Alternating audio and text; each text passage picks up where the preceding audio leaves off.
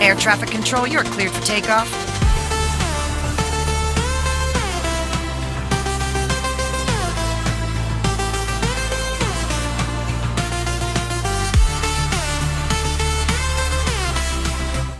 Matrimonial साईटवर बनावट profile तयार करून स्वतःला इस्रो सायंटिस्ट तसेच पीडब्ल्यूडी विभागातील अधिकारी असल्याचं भासवून उच्च शिक्षित महिलांना लग्नाचं आमिष दाखवत आर्थिक फसवणूक करणाऱ्या आरोपीस नवी मुंबई पोलिसांनी अटक केली आहे। याबाबत प्रथम रबाळे पोलीस ठाण्यात गुन्हा दाखल झाला होता। तपासात अनेक धक्कादायक बाबी समोर आल्या। मूळ अलिबाग येथील रहिवासी आदर्श प्रशांत म्हात्रे वय वर्ष 34 यानं स्वप्नील वारुळे या खोट्या नावानं शादी.com वरून तरुणीशी ओळख वाढवली। स्वतः इस्रो सायंटिस्ट असल्याचा बनाव करून लग्नाचं आश्वासन देत संबंध प्रस्थापित केले आणि गुजरातमध्ये जमीन खरेदीसाठी प्री अप्रूव्ह पर्सनल लोन काढण्यास भाग पाडून लाखो रुपये उकळले। अखेर 20 फेब्रुवारी रोजी आदर्श म्हात्रे याला अटक करण्यात आली। त्याला मदत करणारा त्याचा भाऊ प्रेम किरण म्हात्रे वय वर्ष 21 राहणार करंजाडे पनवेल या 26 फेब्रुवारी रोजी अटक झाली असून दोघांना 4 मार्च पर्यंत पोलीस कोठडी सुनावण्यात आली आहे। या प्रकरणात आणखी 5 गुन्हे उघडकीस आले असून एकूण 96,97,000 रुपयांची फसवणूक झाल्याचं निष्पन्न झालंय। त्यापैकी 89,40,000 रुपये गोवा राज्यातील कॅसिनोतून हस्तगत करण्यात आले। तपासात आरोपीने इस्रो सायंटिस्ट आणि पीडब्ल्यूडी अधिकारी अशी बनावट ओळखपत्र आणि आधार कार्ड तयार केल्याचं उघड झालंय। पंचतारांकित हॉटेल्स, महागडी मर्सिडीज कार यांच्यासोबतचे फोटो वापरून उच्चभ्रू जीवनशैलीचा देखावा करण्यात येत होता। मॅट्रिमोनियल साईट तसेच टिंडरवर इंजिनियर, डॉक्टर, बँक अधिकारी, सरकारी सेवेत कार्यरत असलेल्या विधवा आणि उच्च उत्पन्न गटातील महिलांना लक्ष्य केलं जात होतं।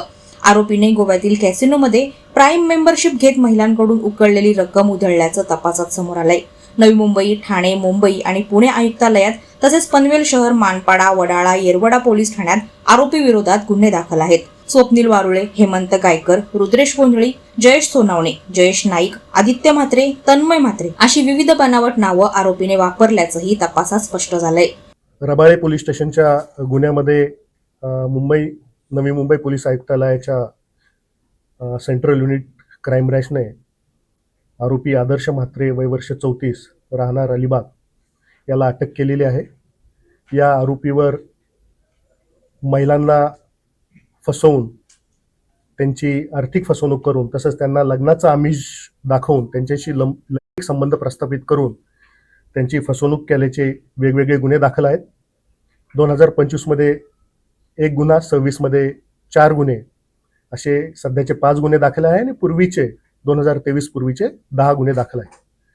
यामध्ये आरोपी हा इस्रोमध्ये सायंटिस्ट आहे किंवा पीडब्ल्यूडी मध्ये उच्च अधिकारी आहे। या प्रकारची बनावट प्रोफाईल मॅट्रिमोनियल साइट्स, शादी.com सारख्या आणि टिंडर ॲप या ठिकाणी क्रिएट करून ज्या महिला उच्च शिक्षित आहेत, ज्यांना गल्लेलठ्ठ पगार आहेत आणि ज्या एकट्या आहेत, ज्यांचा डायव्होर्स झालेला आहे, अशा महिलांना आरोपी स्वतःच्या जाळ्यात ओढत होता। त्यांना सुरुवातीला आर्थिक गुंतवणुकीचं आमिष दाखवून त्यांच्याकडून पैसे लाटत होता। महिला सिलेक्ट करण्यासाठी तो पर्टिक्युलरली ज्या महिलांचं बँक अकाउंट ॲक्सिस बँक असेल, HDFC असेल किंवा ICICI असेल, ज्या ठिकाणी इन्स्टंट प्री अप्रूव्ड लोन मिळतं, अशाच महिलांना तो सिलेक्ट करत होता। त्यांच्याशी संपर्क साधून त्यांना वेगवेगळ्या प्रकारच्या फॅन्टसी दाखवून त्यांच्याशी जवळीक तो साधत होता। यामध्ये आरोपींनी वेगवेगळी 12 नावं धारण केल्याचे पण निष्पन्न झाले आहे आणि त्यासाठी बनावट ID कार्ड आणि आधार कार्ड बनवल्याचं सुद्धा निष्पन्न झालेलं आहे। यामध्ये आरोपीने मिळवलेला पैसा हा पंचतारांकित हॉटेलमध्ये हा खर्च करत होता।